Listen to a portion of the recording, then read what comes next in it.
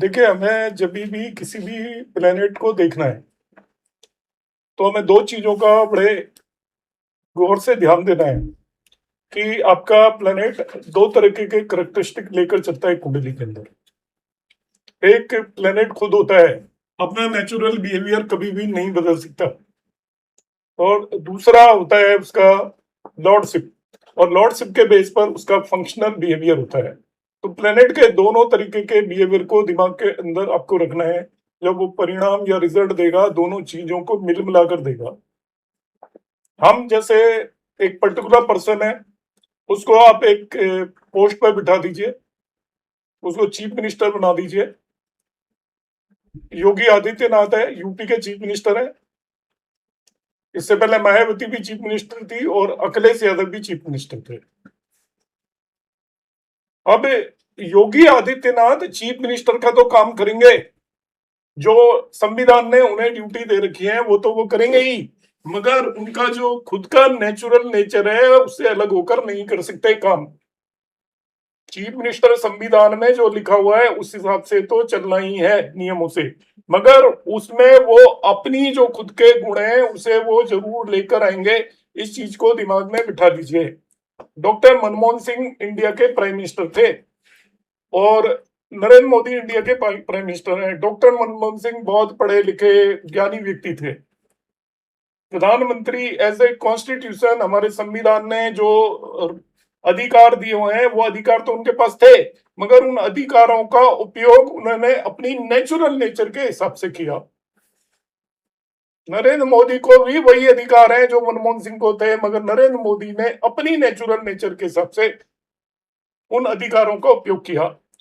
तो लॉर्डशिप आपको अधिकार देती है, फिफ्थ लॉर्ड है, मतलब आपको अधिकार है 5वें भाव के रिजल्ट देने का, मगर आप किस तरीके से दोगे वो आपके नेचुरल नेचर पर निर्भर करेगा। इस चीज को आप दिमाग में बिठा लीजिए, क्योंकि हम क्या करते हैं कि कई लोग केवल नेचुरल नेचर को पकड़ लेते हैं, कई लोग केवल लॉर्डशिप को पकड़ लेते हैं। यदि आप इनको एक आइसोलेटेड वे में पकड़कर चलोगे तो आप पूरी तरीके से जस्टिस नहीं कर पाओगे रिजल्ट के साथ। तो दोनों चीजों को माइंड में बिठाना है। उसके एग्जाम्पल में मैंने पीछे एक शायद वीडियो डाला था, मुझे ध्यान नहीं आ रहा। मैंने बताया था कि टॉरस लग्न की कुंडली में शनि देव आपके योग कारक हो गया, अति योग कारक। शनि कभी भी योग कारक होके बहुत कुछ नहीं करेगा आपके लिए। क्यों नहीं करेगा? वो शनि है।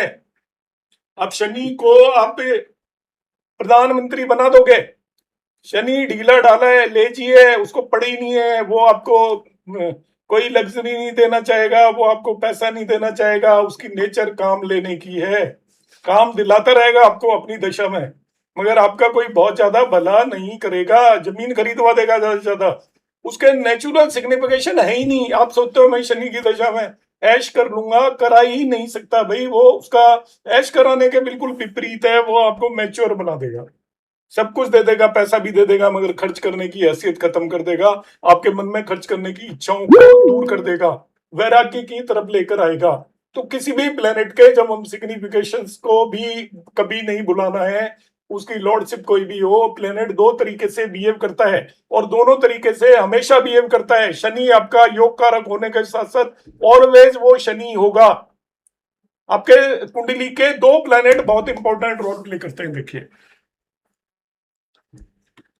इस पर भी मैंने वीडियो बनाया था, पता नहीं अपलोड किया है या नहीं किया है। सैटर्न यहाँ पर, क्योंकि मैं जो कुंडली एनालिसिस करूंगा उसमें चीज आने वाली है, हम डिस्कशन करेंगे। उससे पहले मैं आपको 2-4 चीजें अपनी तरफ से जो बता रहा हूं। सैटर्न आपकी कुंडली में जहां पर भी बैठ जाएगा, जिन भी भावों पर असर डालेगा, जिन भी प्लैनेट्स पर असर डालेगा, उनमें कमी लेकर आएगा सर्टेनली। बहुतायत कभी नहीं लेकर आएगा। सैटर्न स्केयर सिटी, अभाव या जिसे बोलते हैं हम अकाल को प्रदर्शित करता है। सैटर्न आपकी कुंडली के जिस भी भाव में जाकर बैठ गया उस भाव की अब कमी होगी, क्योंकि Saturn Shani slow moving planet है, किसी भी काम को करने में इंटरेस्टेड नहीं होता। हर एक का मीन मेक निकालकर जब पूरी तरीके से ठोक बजाकर जो भी चीज आप कहते हैं ना कि डिले करता है, डिले का कारक है। डिले क्या है? मतलब वो कमी करेगा। जो जल्दी करता है वो काम आपको बहुतायत में देगा। जिसने काम ही बहुत देरी से करना है, इसका मतलब उस चीज की आपकी जिंदगी के अंदर कमी लेकर आएगा। जिस प्लेनेट के साथ बैठ गया उस प्लेनेट के सिग्निफिकेशंस में भी शनि कमी लेकर आएगा। जिस भाव के अंदर बैठ गया उस भाव में भी कमी लेकर आएगा। जिन जिन चीजों को वो इन्फ्लुएंस कर रहा है वहां पर कमी लेकर आएगा, जिसको आप डिले बोलते हो। ये डिले नहीं है एक्चुअली, ये कमी है। जिसे हम कहते हैं ना कि 7th हाउस को देख लिया तो 7th हाउस को देख लिया, इसका मतलब मैरिज डिले हो जाएगी। 99% लोग डिले यूज करते हैं। मैं आपको एक नई चीज बता रहा हूं कि सैटर्न स्केर्सिटी क्रिएट करता है, कमी पैदा करता है। सबसे स्लो मूविंग प्लेनेट है, उसके सभी सिग्निफिकेशंस को ध्यान से देखिएगा। सभी सिग्निफिकेशंस ऐसे हैं जैसे वो कुछ करना ही नहीं चाहता, वो डिले का कारक है। अभी आप इंडिविजुअल क्वेश्चन मत पूछिए, अभी जो मैं बता रहा हूं उसको सुन लीजिए। इंडिविजुअल किसी चार्ट के अंदर अपोजिट भी हो सकता है। अमिताभ बच्चन के चार्ट में कुछ अपोजिट हो सकता है। कुंडली के कोई भी कॉन्सेप्ट एज इट इज 100% कुंडलियों पर नहीं लगते, मगर हम एक जनरल कंसेप्ट को हमेशा दिमाग में रखकर चलते हैं। आप इंडिविजुअल एक पर्टिकुलर चीज को पकड़कर चलेंगे तो वो 100% कुंडलियों में नहीं लगते, मगर आपको एक माइंड के अंदर एक सेट ऑफ क्राइटेरिया तो बना के बैठना पड़ता है ना। वीनस ने किसी की कुंडली में अच्छे रिजल्ट दे दिए और बाय द वे वो इन जनरल खराब ही देता है। Exceptions are always there. Secondly, आपके present life karmas changes your kundli. हम बात कर रहे हैं स्टैटिक कुंडली की। आपको रिजल्ट क्या मिलते हैं उसका स्टैटिक कुंडली से कोई लेना देना नहीं होता। मैं ऑलरेडी बता चुका हूं, उसमें आपके प्रेजेंट लाइफ कर्मास आपकी कुंडली को पूरी तरीके से बदल सकते हैं। बिल्कुल बर्बाद कुंडली वाला व्यक्ति भी लाइफ के अंदर बहुत आगे जा सकता है। तो आप रिजल्ट से मत कंपेयर करिए। जो ऋषि मुनियों ने जो बातें कही है वो अपनी जगह पर है। रिजल्ट आपकी कुंडली क्या है, आपका प्रारब्ध क्या लेकर है, इस पर मैं कई बार लेक्चर दे चुका हूं। इसलिए जो लोग ये करते हैं नहीं नहीं इसकी कुंडली में ये था उसकी में वो था, भाई उसके present life karmas can change everything. हम स्टैटिक प्रॉमिस की बात कर रहे हैं। कुंडली को देखकर क्या होना है वैसा होगा, इस बात की कोई गारंटी नहीं है। ये मैं फिर बता देता हूँ। प्रेडिक्शन इसलिए कोई आसान काम नहीं है। प्रेडिक्शन आपको देशकाल पात्र के बगैर आप प्रेडिक्शन नहीं बता सकते। कोई कर्मयोगी है, कर्मयोगी के लिए कोई भी कुंडली नहीं होती। कर्मयोगी कुंडली खुद बनाता है, वो जिस दिन हर दिन वो कुंडली बदलता है अपनी। कर्मयोगी के लिए प्रश्न कुंडली जो होती है वो इंपॉर्टेंट रोल प्ले करती है, और इस पर मैं ऑलरेडी कई बार एक्सप्लेन कर चुका हूं। तो जब भी हम लेकर आते हैं, जैसे मैंने एक कॉम्बिनेशन बताया, उसमें 4 लोग ये कहेंगे नहीं इसकी में ये नहीं हुआ था, उसकी में वो नहीं हुआ था। इस तरीके से नहीं एस्ट्रोलॉजी होती। आप किसी का इंडिविजुअल का एग्जांपल पकड़कर लेकर बताइए। एस्ट्रोलॉजी में कोई भी कॉम्बिनेशन 100% कुंडलियों पर नहीं लगता। पाराशर जी ने लिखे हैं वो सारे कॉम्बिनेशन गलत हैं, इस हिसाब से एक भी कॉम्बिनेशन नहीं लगता कुंडलियों पे। तो मगर नहीं लगता का रीजन क्या है कि आपका क्या होता है उसके अंदर, आपको और चीजें भी देखनी है। उस पर किसका असर, अब शनि किसी को खराब कर रहा है तो शनि पर भी तो दूसरे प्लेनेट का असर है। अब वो किस तरीके से असर डाल रहा है दूसरा प्लेनेट, उस तरीके से शनि के रिजल्ट भी तो मॉडिफाई होंगे। मैं केवल सैटर्न की यहाँ पर बात कर रहा हूं, मगर सैटर्न पर भी तो दूसरे ग्रहों का असर होगा। तो टोटलिटी में हमें देखना है। फर्दर जो आपके ओवरऑल रिजल्ट है, जन्म कुंडली केवल प्रारब्ध को निर्धारित करती है कि आप पूर्व जन्म से कैसी चीजें लेकर आए हो। अब आपका शनि स्लो डाउन करता है, डिले करता है, आपको पता है। आप यूटिलाइज करिए, हार्ड वर्क करिए, शनि आपका क्या बिगाड़ लेगा। आप कर्म करिए तो कर्म कैन चेंज योर होल कुंडली, होल कंसेप्ट। तो हम जो कंसेप्ट की बात कर रहे हैं, यदि हम कुतर्कों पर जाएंगे तो एस्ट्रोलॉजी नहीं कर सकते। एस्ट्रोलॉजी में ऐसा कोई नियम नहीं है जिसके कि आप एक्सेप्शन उठाकर नहीं लिया हो। आप केवल 10 कुंडली देख लीजिए, ज्यादा देखने की जरूरत नहीं है। एस्ट्रोलॉजी के सब नियम फेल हो जाएंगे टोटल, क्योंकि कोई भी नियम 60-70% से ज्यादा कुंडलियों पर नहीं लगता। उसके कारण है कि नहीं लगने का मतलब ये होता है कि उस प्लेनेट की स्थितियां बदलती हैं, उसकी राशि बदलती है। मैं सैटर्न की इन जनरल बात कर रहा हूं कि सैटर्न आपको ये करेगा, मगर सैटर्न भी इंटेंसिटी के साथ अलग अलग करेगा।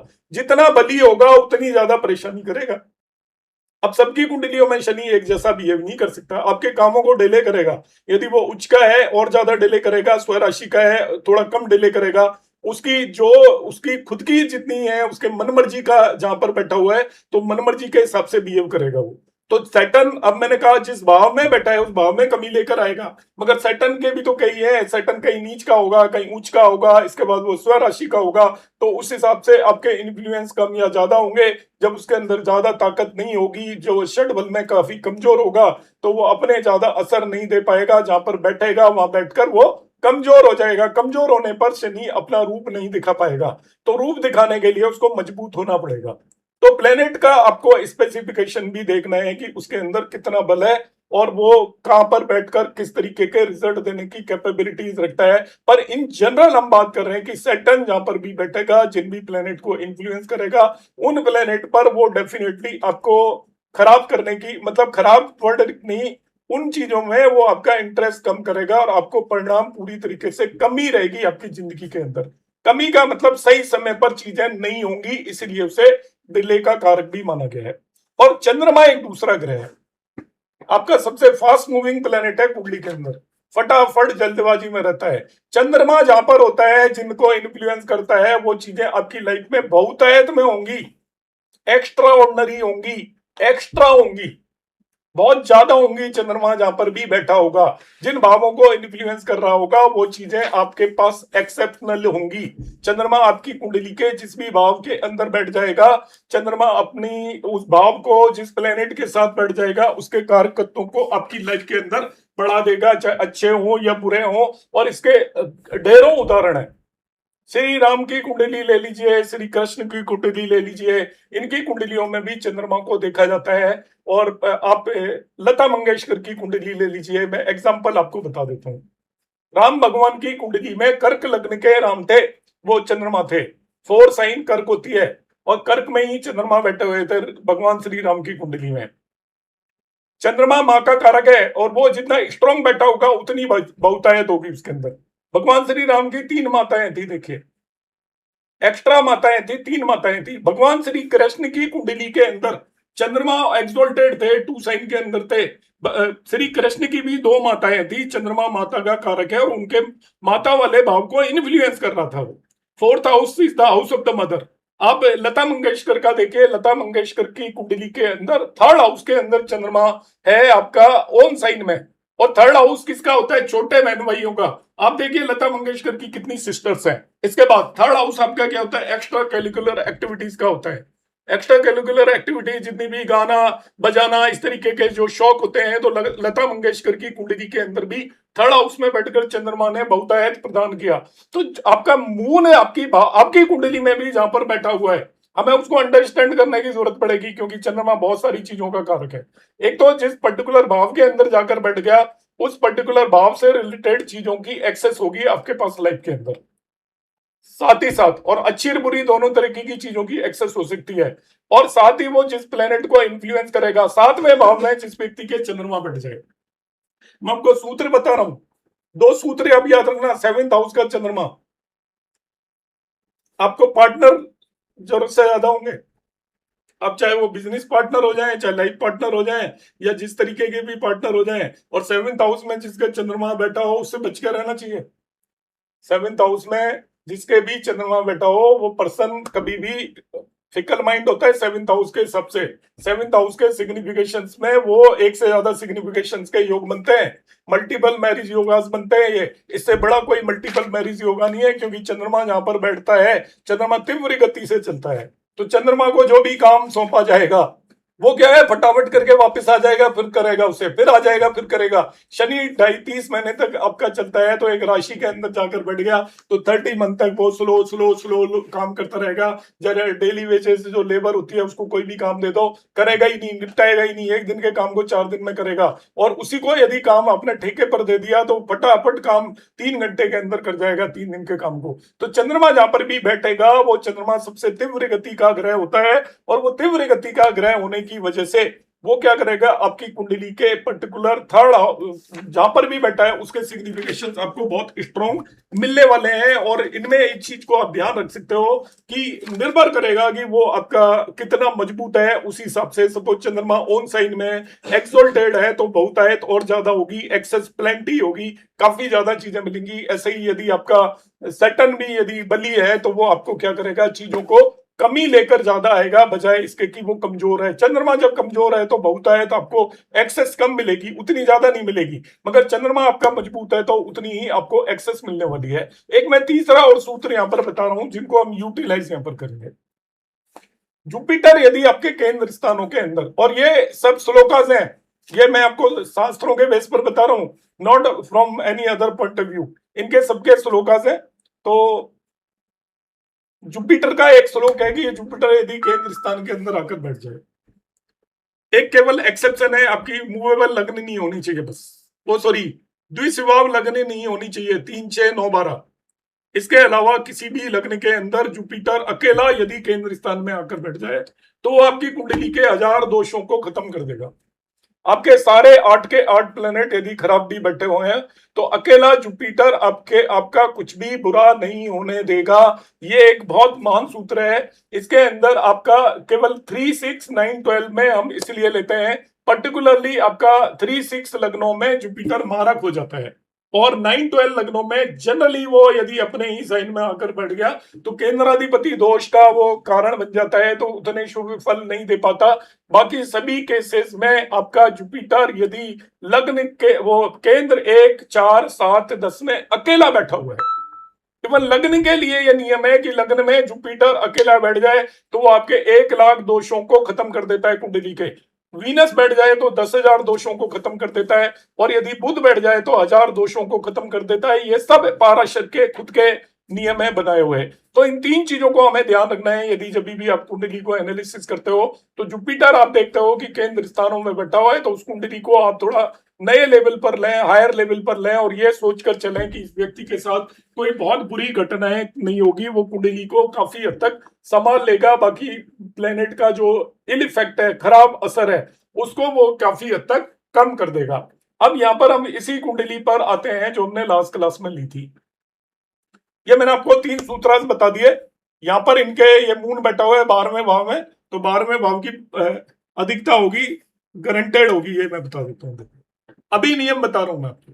12वें भाव की अधिकता होगी, 12वें भाव क्या होता है उसकी अधिकता होगी, या आइसोलेशन काफी होगा, या क्या कहते हैं घर से दूर रहने के काफी कॉम्बिनेशन होंगे, और 12th हाउस के जो अदर रिलेशन है it is related to marriage, तो एक्स्ट्रा मैरिटल अफेयर और इस तरीके की चीजें काफी हद तक होंगी, सर्टेनली होंगी। दूसरी चीज है आपका सैटर्न यहां पर बैठ गया है 8th हाउस के अंदर और सैटर्न एस्पेक्ट कर रहा है दूसरे हाउस को। बिल्कुल उल्टा होगा, मैंने 2 एक्सट्रीम प्लैनेट पकड़ लिए हैं। 8वें भाव की कमी करेगा और ज्यादा ही कमी करेगा, अपनी राशि में बैठा हुआ है। अब 8वें भाव में क्या होता है, आयु कारक अलग है, इसको आयु कारक हम अलग से लेंगे, मगर ये स्केयरसिटी होगा इन लॉस। मैरिज भी पर्सन करेगा तो क्या होगा, इन लॉस के साथ नहीं रहेगा, परिवार भी नहीं होगा, मतलब फैमिली है, सेल्फ फैमिली है, सेकंड हाउस को एस्पेक्ट कर रहा है।